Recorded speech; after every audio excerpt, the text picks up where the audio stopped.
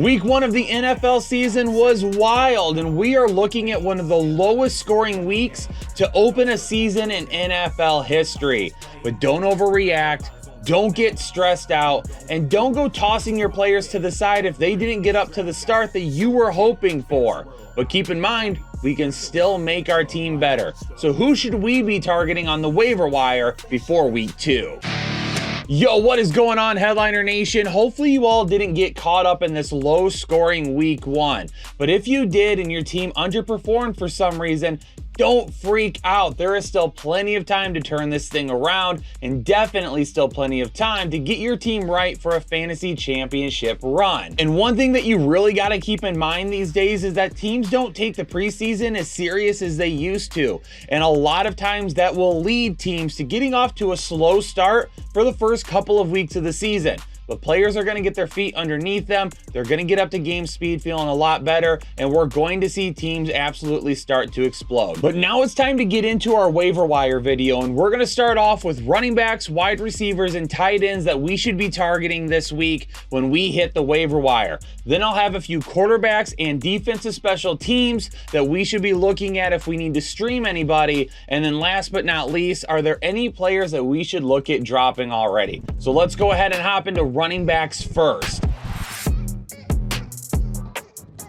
It's absolutely crazy that a lot of people spent the entire offseason talking about DeAndre Swift and Rashad Penny. And I was one of those guys as well, but I had always hinted at the last few weeks that maybe Kenneth Gainwell needed to be drafted and added to your roster because he seemed to be the guy that was getting the most hype during training camp. And for week 1, he was the guy that was used the most. Rashad Penny was a healthy inactive. DeAndre Swift only saw 1 carry on the ground and 1 target, and he only had 3 total yards.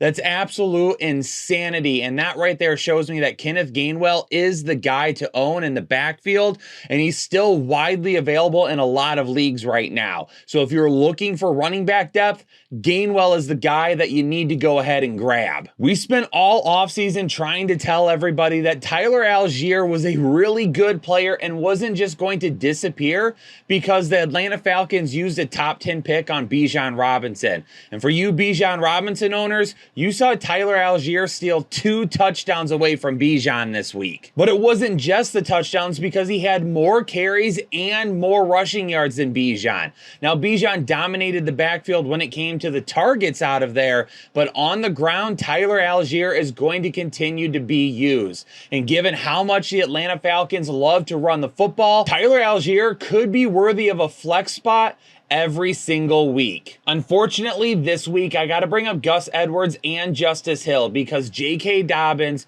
is going to lose another season to injury, tearing his Achilles this week. Absolutely devastating, and I feel awful for the guy who had a lot of talent and just has not been able to stay healthy. But if you're looking at this backfield, the first thing that we need to keep in mind is that there's a possibility that they do end up bringing somebody in, like maybe a Kareem Hunt. But if you had to take a shot on one person, even though Justice Hill had 2 touchdowns this week, I'm still going to go with Gus Edwards. Justice Hill may still end up being the goal line back, but Gus Edwards is going to be the guy with the volume in between the 20s. And in this offense, that's really what I'll be looking for this week. So if I had to pick one of these guys, I would go with Gus Edwards for right now. And that's coming from a dude that was actually a Justice Hill truther at one point in his life and thought that all had faded away. But who knows what will happen? He only had 9 yards on the ground on 8 rushing attempts. So volume-wise, it may not really be there, even if it does look like the touchdowns will. Nick Chubb went over 100 yards on only 18 carries this week, but Jerome Ford was right behind him with a surprising 15 carries. Now, maybe that had something to do with the score a little bit late in the game, but there was a couple of times where the Browns had Jerome Ford out for an entire drive. Now, does that hurt Nick Chubb? No. Does it mean Jerome Ford has standalone value? No. But it's clear Jerome Ford is going to be the back to own if anything were to happen to Nick Chubb. We're going to want to keep an eye on that. He might not be a guy that we're adding right away because he won't have a ton of value, but he's definitely someone that we should at least have starred on our watch list. It's not surprising to me, at least, that Rachaad White looked absolutely terrible against the Minnesota Vikings. In fact, he rushed for negative 37 yards under expectations, which is a stat that the community uses to try and gauge how many rushing yards a running back may get in any given game, kind of what he's projected for and what he actually falls either below or above that projection. Rachaad White fell way below his projection, and once again, the inefficiencies that I told you all plagued him last season plagued him again in week 1. Sean Tucker is the backup there right now, but he is rising fast. And his week 1 wasn't any better than Rachaad White's. But this is a guy that's already unseated. Keyshawn Vaughn is the number 2 in this offense in the backfield. And if Rachaad White doesn't get his act together and doesn't play better, Sean Tucker could quickly unseat him as well. The hype around Javonte Williams being ready for the start of the season and being 100% healthy led a lot of people to kind of back off Samaje Perine or potentially even drop him.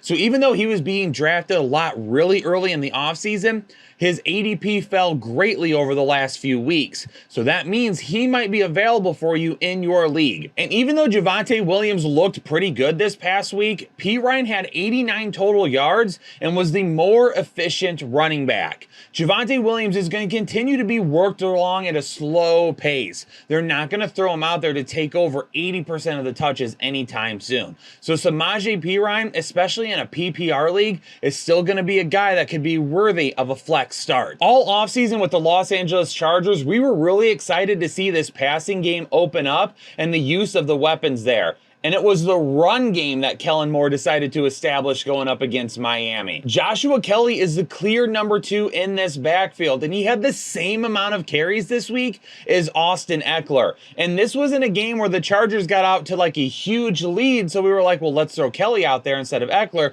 No, this was a back and forth game the entire time. At one point, there was like 6 lead changes. But not only that, he averaged 5.7 yards per carry as well. If the Chargers continue to run the football like this, Joshua Kelly is going to have standalone value, especially if he's going to be running for over 5 yards a carry. I might not be running out to add him right now, but if he has another week like this in week 2, we seriously need to consider putting him on our rosters. I have a feeling that people are going to be talking about Khalil Herbert and Roschon Johnson this week, but there's one point that I want to make. Now, I'm including them both on the waiver wire show because neither of them were widely drafted across multiple leagues. These were guys that you might take a shot on a little bit later on in leagues, but they might still be out there and available for you.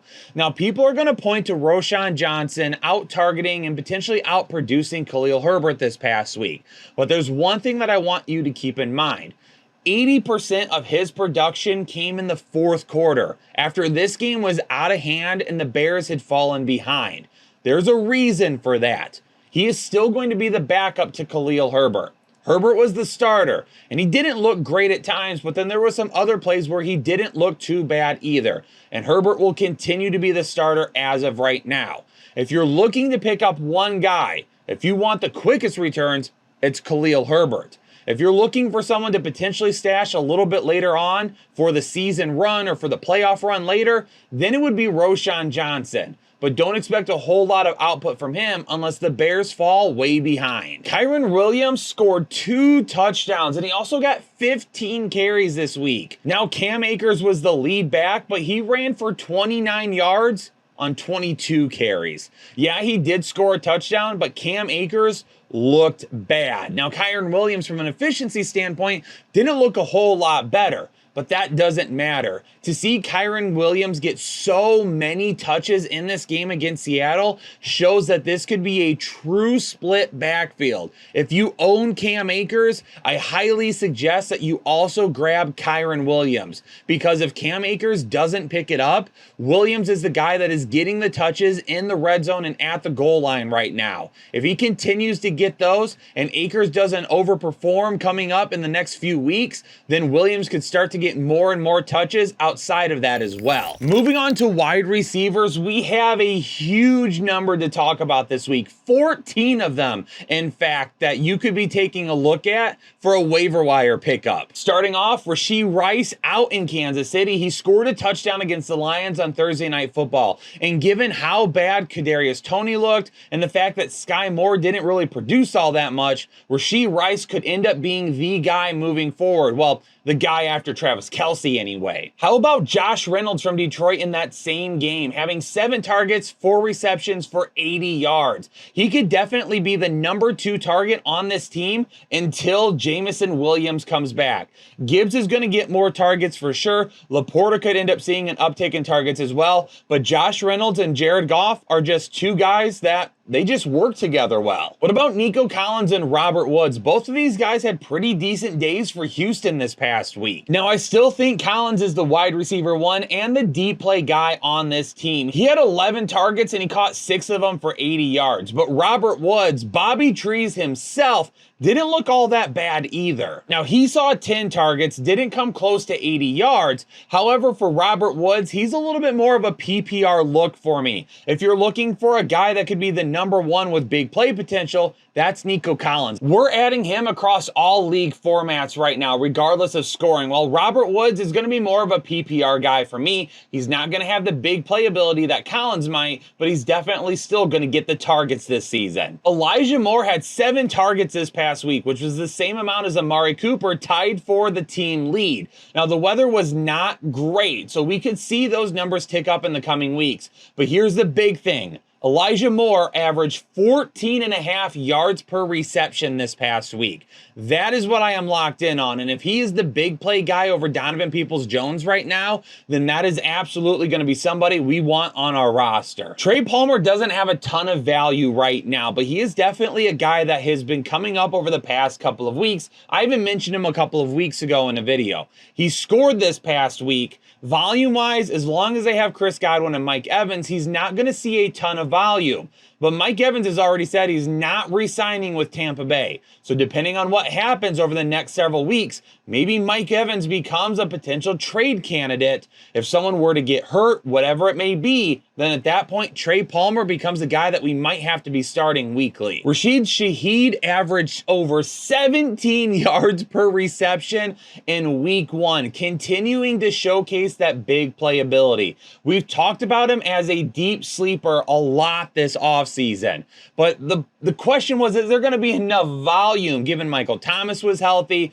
You still have Chris Olave. Kamara will be back after 3 weeks. How is that all going to work out? It doesn't matter. Just like we've talked about with Derek Carr this offseason and him and Devontae Adams last year, Derek Carr loved pushing the ball down the field. And we saw that even though the other guys might get more volume, Rashid Shaheed is going to see some deep targets from Derek Carr. Shaheed is absolutely a guy that we have got to be looking at. Josh Downs had 7 targets this past week, which was second on the team. And when you watch the Indianapolis film from week 1, you can see that there were some plays that were clearly designed for Josh Downs and Josh Downs only. Those were those plays where Anthony Richardson really wasn't taking a whole lot of reads. He was getting the snap and he was getting the ball out quickly. If that continues to be the case, as Richardson continues to grow this season, Josh Downs, who I had in our draft guide as a player to watch and a breakout candidate, could end up being exactly that. Allen Robinson had 8 targets for Pittsburgh this past week. And unfortunately now Deontay Johnson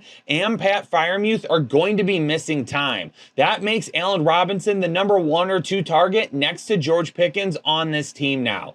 Absolutely, we should be adding up Allen Robinson, and maybe he finds a little bit of that old A-Rob juice that we used to love putting in our lineups. I am going to throw Jakobi Meyers' name on here because he had an absolutely fantastic day. However, unfortunately, he took a huge hit at the end of the game, and he's likely going to be in the concussion protocol when this video comes out. So keep that in mind as you scour the waiver wire this week. Jakobi Meyers is going to be a favorite all season long of Jimmy Garoppolo. And we told everybody that Jimmy Garoppolo loves those type of players. He doesn't drive the ball deep down the field all that often. And there was even a lot of people that wrote, hey, Devontae Adams this past week was kind of limited to working over the middle of the field and not going deep like we're used to.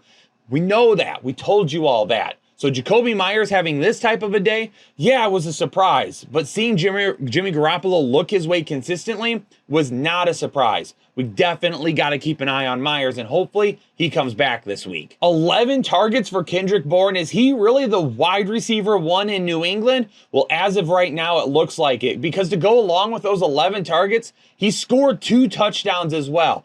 Absolutely crazy to see that, especially against a really tough Philadelphia Eagles defense. But he balled out and should continue to do so. Mac Jones and this offense, they looked pretty good. They were slow early in the game and then they picked up. Maybe this is something that we see continue. DJ Moore was shadowed by Jair Alexander, one of the best cornerbacks in all of the league this past week. So to see his numbers where they were at, it wasn't that big of a surprise. We knew there was risk if Alexander was going to be all over him, but that opened up the door for Darnell Mooney. Now, a couple of the plays that I saw, Chase Claypool didn't look great. He had at least one dropped pass. So is Darnell Mooney going to be the number 2 pass catcher? Will Cole Kmet kind of step up and become the number 2 behind DJ Moore? There's still a lot of question marks here, but DJ Moore in deeper leagues is a guy that we should grab or at least keep an eye on in shallow leagues. How about the pass catchers for the LA Rams? Heck, out in Kansas City, their number 1 went down and the wide receivers looked absolutely lost. The number 1 in Los Angeles goes down and all of a sudden 2 of these guys are fantasy studs. Tutu Atwell caught 6 of his 8 targets for 119 receptions. But how about Puka Nacua? This guy had 15 targets in week 1 as a rookie. Absolutely stellar start to his season. He is a guy that we absolutely need to have, and we are going to start next week. Now, when Cooper Kupp eventually comes back, maybe fingers crossed, who knows at this point, he probably loses a little bit of value, but we don't know that for certain. Given his target share in week 1, though, we absolutely need to be picking him up. For Tutu Atwell, maybe, but I'm not 100% sold on that yet. We need to continue to see what happens. Van Jefferson, I know, had a bad drop. We'll see if he gets back to being the guy, and if not, there's a lot of other things that could happen with this offense. What about Romeo Doubs? With no Christian Watson this week, he was also expected to be limited in some capacity. And while he didn't have a huge volume day, he scored 2 touchdowns. It was looking like in the preseason, there was some talk about how Doubs could end up being a big connection with Jordan Love this year and be a guy that would be looked at quite a bit. And this week with no Watson, he absolutely was looked at when it mattered the most. Let's see if that connection continues to build over the coming weeks. Moving on to tight end, would it be a shock to anyone that I told you the tight end position absolutely sucked this past week? In fact, I don't know if there was a tight end that put together more than 60 receiving yards. We'll start with Hayden Hurst, who had a touchdown and clearly looked to be like one of the guys that Bryce Young is going to rely on this season. Now, in the offseason, we kind of talked about how that could be the case, and his upside may not be there even if he was relied on. And then all of a sudden, Adam Thielen was kind of that guy in the preseason, so we thought maybe Hayden Hurst wouldn't step up. We were hearing more about Jonathan Mingo, Adam Thielen, Terrace Marshall. We weren't really hearing a whole lot about Hurst. Well, in week 1, Hurst was the guy. He seems to be a safe, even if not a ton of upside with him, bet this season. Now, Sam Laporta didn't have a huge week, caught all 5 of his targets for 39 yards. But here's the big thing I want everyone to keep in mind with Laporta. He is a guy that does so many things so well, he's going to be on the field more times than not. In fact, he threw some nasty blocks for the run game this past week. That means that even when they call run plays, Laporta's going to find himself on the field more times than not. And the big thing to remember with that is how much of control over this offense that Jared Goff actually has. If he gets to the line of scrimmage and he doesn't like what they see, he's going to call some audibles, which is good for Sam Laporta, because if he decides to say, hey, we're going to pull out of a run play, which Laporta will probably be on the field for, and go to a pass play, it's going to give Laporta more opportunities to run routes. I like that potential. I like tight ends like that.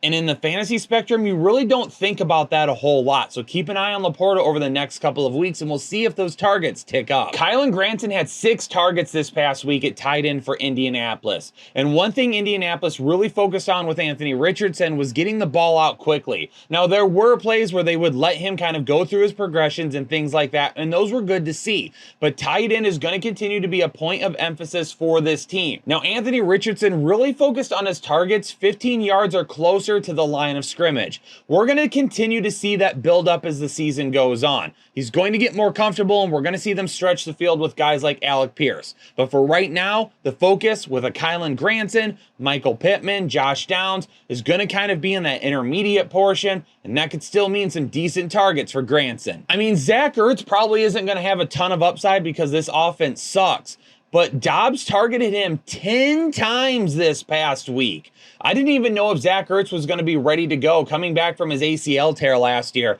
but he was out there in week 1, and he was the guy for Josh Dobbs. If you're looking for just a safe bet at the tight end position, then you're going to want to grab Zach Ertz this week. The dude is going to continue to get targets, but like I said, this offense sucks, so the upside may not be there. How about my guy, Hunter Henry? He was in the draft guide. He was in several videos. I know Dr. Ethan Turner talked about him. He's the guy, it feels like, outside of Kendrick Bourne, for Mac Jones. 6 targets, 5 receptions, over 50 receiving yards, and he scored a touchdown. And honestly, he would have had a little bit of a bigger day, but there was a play on 4th down where he just couldn't quite haul it in because Mac Jones threw it a little bit low.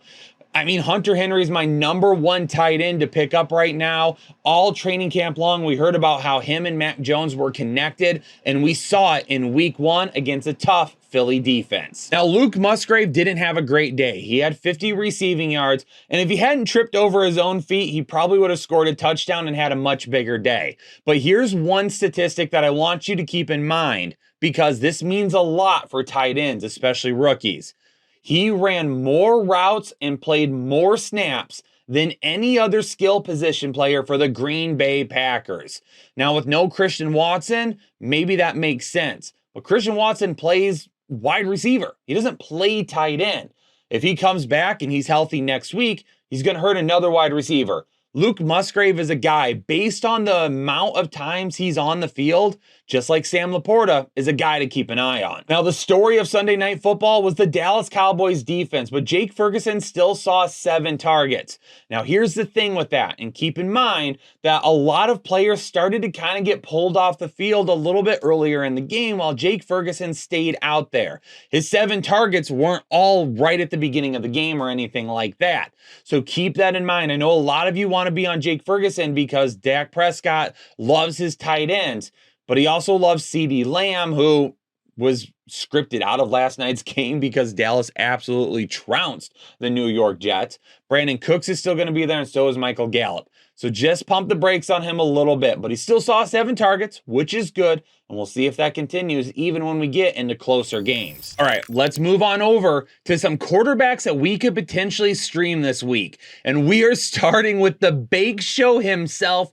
Baker Mayfield looked really good this past week against Minnesota. And now he's going to be getting the Chicago Bears that just got torn apart by Jordan Love and the Green Bay Packers at home. Now, Baker Mayfield isn't a guy that I'm expecting to go out and throw for 300 yards and 4 touchdowns, but around 200 yards and a couple of scores is absolutely doable, especially after what we saw last week in the Chicago Bears defense. We'll see if the Bake Show can keep it up and stay consistent this week. Anthony Richardson's dealing with a little bit of a knee issue right now, but there's been no word that he's absolutely going to miss this coming week. So I'm going to include him here because if he wasn't drafted in any of your leagues, he's definitely a waiver wire guy that we could run out there and we could start. We saw the rushing upside. We saw the arm on full display. There's going to be some inaccuracy issues. We know that. He's going to throw some interceptions. He's going to miss some receivers. He is still a growing quarterback, but the dude has a cannon for an arm. He makes really good decisions,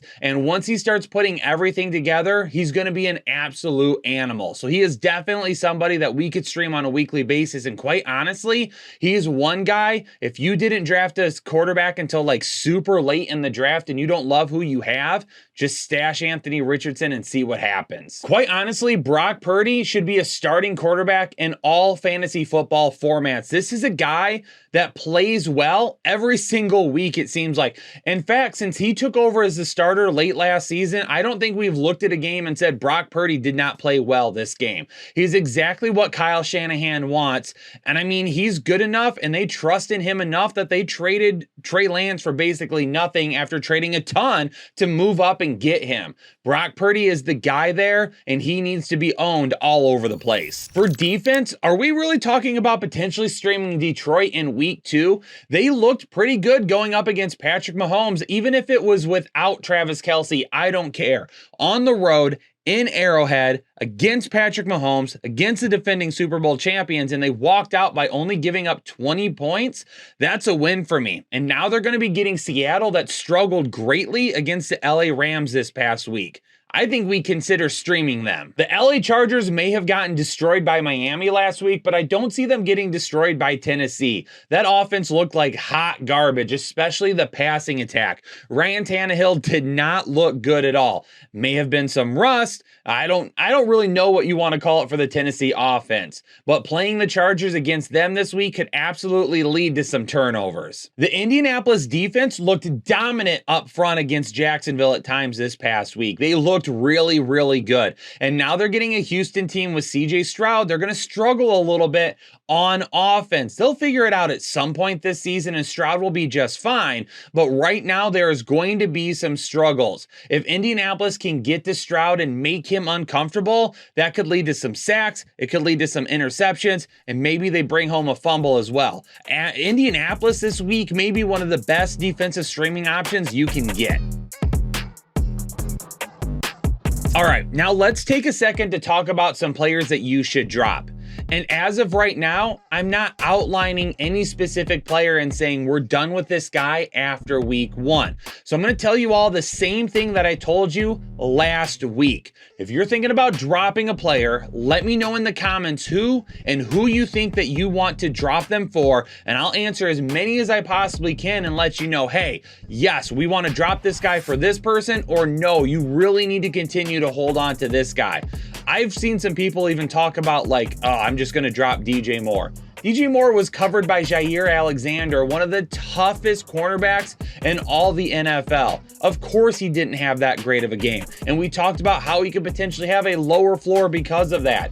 Don't overreact too much to week 1, and certainly don't drop a guy just because you're upset with his week 1 performance unless you truly feel like you're getting an upgrade in his place. But like I said, hit me down below in the comments if you have any waiver wire questions, and I'll get to as many of them as I possibly can. Make sure you hit that like button for me before you get out of here as well. And if you're new to the Headliners, make sure you subscribe and become a part of Headliner Nation today. Ladies and gentlemen, I'm going to get out of here. Peace out. Stay safe. Stay healthy. Best of luck this week, and I'll catch you on the start and sit videos later this week here on the Fantasy Headliners.